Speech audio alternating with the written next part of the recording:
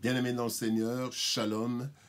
Nous sommes dans la joie de nous retrouver ce lundi 20 juin 2022 pour une nouvelle série de méditations bibliques en semaine. Nous vous saluons au nom de notre Seigneur et Sauveur Jésus-Christ. Nous allons lire pour notre méditation de ce jour un texte dans les psaumes. Psaume 103, versets 1 et 2. Psaume 103, versets 1 et 2. Nous lirons dans la version Louis II. Il est écrit ceci de David. « Mon âme bénit l'Éternel. Que tout ce qui est en moi bénisse son saint nom. Mon âme bénit l'Éternel et n'oublie aucun de ses bienfaits. » Bénis l'Éternel et n'oublie aucun de ses bienfaits. Bien-aimé, la reconnaissance totale. Une reconnaissance totale. La mémoire humaine, bien-aimé, retient plus facilement les mauvaises actions des autres plutôt que les bonnes. C'est ainsi qu'il est dit, la reconnaissance n'est pas de ce monde. Ce manque de reconnaissance s'étend jusqu'à Dieu. Oui, nous nous plaignons des difficultés à longueur de journée, oubliant souvent les bienfaits de l'Éternel. Dans le texte du jour, David s'adresse à son âme et lui recommande d'être reconnaissant au Seigneur et de n'oublier aucun de ses bienfaits. Le Seigneur nous appelle au même comportement. N'oubliez aucun des bienfaits du Seigneur. Et nous voulons voir en trois points ce que nous pouvons tirer de ce texte. La première chose, nous voulons parler de l'âme oublieuse. Dans Luc chapitre 17, verset 17, il s'agit ici de 10 lépreux qui étaient venus auprès du Seigneur. Ils ont demandé la guérison, ils ont été tous guéris, mais il y a un seul qui est rentré. Et voici ce que le Seigneur dit au verset 17, Luc chapitre 17, verset 17. Jésus, prenant la parole, dit, « Les 10 n'ont-ils pas été guéris? Et les 9 autres, où sont-ils? » Ils ont oublié.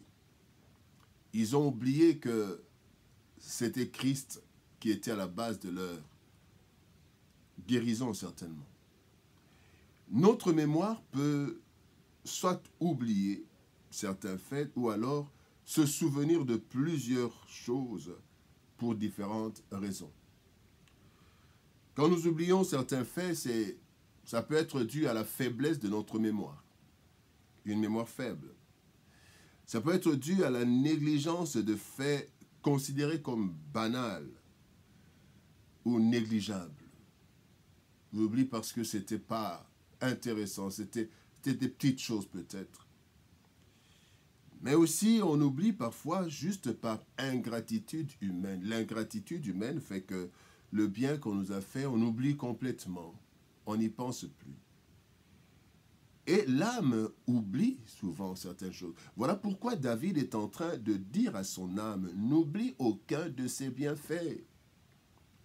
Souvent, nous retenons les grandes choses ou les mauvaises choses. Et parfois, il y a des petites choses très importantes que nous oublions facilement. Nous oublions les bienfaits, mais nous retenons les malheurs, les choses qui nous ont fait mal. C'est ça, l'âme humaine. Voilà pourquoi David devait réveiller son âme. N'oublie aucun de ses bienfaits. N'oublie aucun des bienfaits du Seigneur. Et bien aimé, quel est le fruit, la deuxième chose, nous voulons voir le fruit de la reconnaissance. Quand nous nous souvenons, quand nous n'oublions aucun bienfait, toujours parlons des lépreux au chapitre 17 de Luc 17, mais au verset 18 et 19. Luc 17, 18 et 19, la Bible dit, c'est Christ qui dit, « Ne s'est-il trouvé que cet étranger pour revenir et donner gloire à Dieu ?» Ça c'est le verset 18. Y a-t-il juste cet étranger qui s'est souvenu? Et puis il continue, puis il dit, « Lève-toi, va, ta foi t'a sauvé. Bien-aimé, la reconnaissance ou le rappel, quand nous nous rappelons des bienfaits, la reconnaissance envers Dieu paye. Cela est une preuve de foi, cette reconnaissance. C'est une preuve de foi qui touche le cœur de Dieu. Dans l'exemple du lépreux, bien-aimé, nous voyons comment ce seul lépreux qui a été reconnaissant, qui n'a pas oublié qu'il venait de Jésus. Quand ils sont allés, ils ont été guéris en cours de route.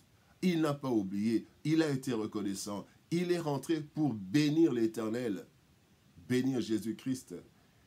Il n'a pas oublié que lui et ses amis ont tous été guéris grâce au Seigneur. Eh bien, cet homme qui n'a pas oublié et qui est rentré auprès du Seigneur, il a reçu en plus de la guérison le salut. Tous ont été guéris. Mais ici, le Seigneur Jésus-Christ dit, ta foi t'a sauvé. Et donc, la reconnaissance, le manque de reconnaissance est un manque de foi. La reconnaissance, le retour, le souvenir des bienfaits de Dieu, c'est une marque de foi. Et ça sauve. L'homme a été sauvé. Lorsque donc nous bénissons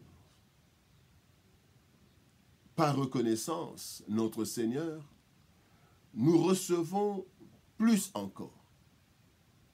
Toute reconnaissance due à un bienfait pousse Dieu à accorder encore plus de bienfaits matériels, des bienfaits moraux, des bienfaits même spirituels, comme cet homme qui a été sauvé. Non seulement il a été guéri, il a été sauvé. Les autres n'ont été que guéris.